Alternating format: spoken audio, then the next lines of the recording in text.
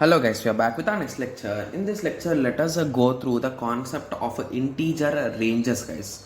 Okay, yes. So let us start. So basically, before going into integer ranges, you should have a small clarity on few things, guys. Okay, so basically, what is a byte and what is a bit, guys?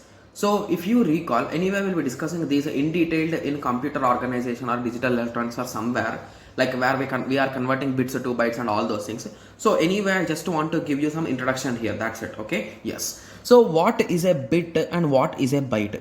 So basically, there is a small formula that is a 1 byte is equals to 8 bits, guys. Okay, so now your question will be okay, so now bytes is written in terms of bits. So exactly what is a bit? So a bit is nothing but it might be 1 or 0. So you're confused that what is this 1 or 0? So basically 8 bits is nothing but 8 consecutive numbers 1, 2, 3, 4, 5, 6, 7, 8. So at each and every place there could be 0 or 1. So any one can be there. So in this way. Okay, so now your question will be okay, so what does this exactly represent? So assume that you want to store the number 3. So how you can write 3 in binary, guys? So I think most of you remember, right? So what exactly binary representation is? So 3. So if you want to write a 3, you will write starting from 2 power 0, 2 power 1, 2 power 2. So it will be enough. So this is nothing but a 1, this is nothing but a 2, this is nothing but 4. So what combination will give you 3? 2 plus 1 will give you 3. So at those positions you keep 1 and the rest all positions it will be 0, right? So you will be getting this is the binary representation of 3, guys. So if you want to store 3, here you will keep 1 and rest all zeros. Okay, so this is the representation of 8 bits representation of 3. Got it? Yes. So 1 byte is equals to 8 bits. So basically each bit may be 0 or 1. Got it? Yes. So integers, any kind of data types will have some fixed bytes, guys. So how much space it takes, and this fixed space depends on the compiler, depends on your operating system, depends on your bits. So basically your system might be 62-bit or 32-bit, right? So based on all these parameters it will change, guys. So that is the reason why we always learn the formula rather than remembering the values. Got it? Yes. Okay, so how this formula will work we'll be discussing in this lecture, guys. Okay, yes. Okay, so basically you might take integer, you might take a float, you might take any number. So what is the two possibilities of their existence, guys? So they might be signed. So signed means there will be positive and negative values, or unsigned. So unsigned means there will be only positive values, there is no chance of negative values, right? Yes. So now my question will be, okay, so if there are signed values, if integer is 2 bytes, okay, which is indirectly equal to 16 bits, okay, how many different numbers can I store? Is the question, right? Yes. So let us think about it. Okay, so I'm saying that I'm going to have signed and unsigned. So basically the values will range from 0 to somewhere positive and to somewhere negative. So exactly where this somewhere will expand? Your question, right? Yes. So if it is a 16 bits, how many different numbers can we generate, guys? 2 power 16, right? This is just a derivation, guys. If you want to remember the formula, you can remember the formula directly. Okay, yes. So we can have 2 power 16, right? So few might be saying that how did I say 2 power 15? 2 power 16. Okay. So just let us take an example. So if there is a 1 bit, how many numbers can you represent? So if there is a 1 bit, how many options you have? Either it might be 0, either it might be 1. So you got 2 options. Okay, that is nothing but a 2 power 1.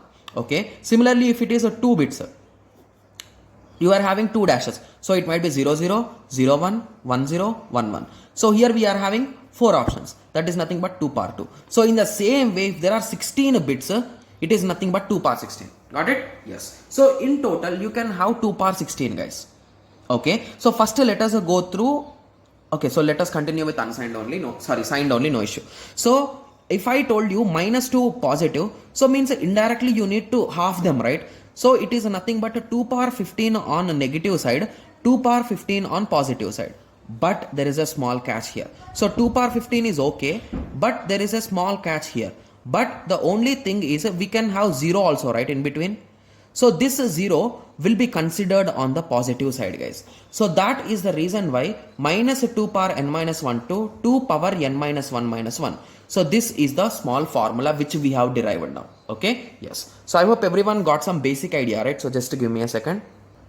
Okay, sorry for that, guys. So now you got the idea, right? So basically it is nothing but minus 2 power 15 to 2 power 15 minus 1. So why we did minus 1 is because in between we are having one more number, that is 0. So somewhere on the negative side or the positive side we should push that 0, right? So that is the reason why we pushed it on the positive side. So that is the reason why we created this formula, guys. So if you have 16 bits, substitute n equal to 16. If it is a 32-bit number, substitute 32. What's there in that? We can use calc and you can just solve it in the examination. So what's there in that, right? It's easy, right? Yes. So now let us move through unsigned numbers. So what is the advantage in unsigned?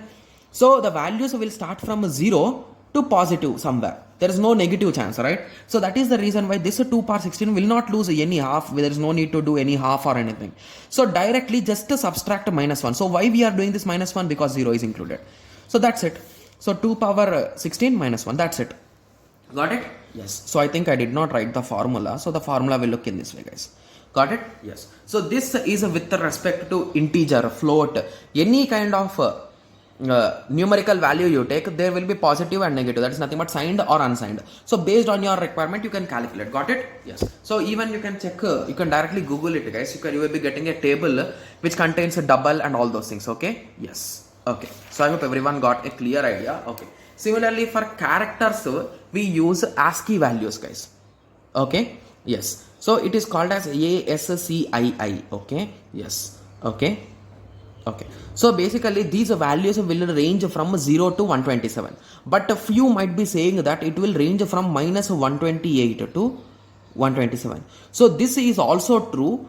Okay, this is also true, guys. I'm not saying that is wrong, but both are true. So if it is unsigned, it will be both positive and negative. If it is unsigned, it will be 0 to 127. Got it? Yes. So the symbols of ASCII values are given from 0 to 127 only. There are no symbols for 128 to minus 1. So there are no symbols for that. So that is the reason why, to be clear with the things, I wrote from 0 to 127. Okay? Yes. So from 0 to 127, the most important symbols are our alphabets, guys. So these things could be asked in your interview. Like just a basic question for 1 mark in examination or in interview. They can ask you. So from 65 to 90, you will have capital A to capital Z, and 97 to 122 you will have A to Z. Got it?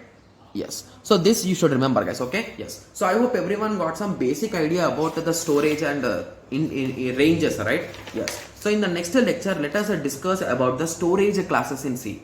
We are having 4 different types of storage classes. We'll be discussing them in the next lecture. Okay? Yes. So let us meet in the next lecture. Thank you. Thanks for watching.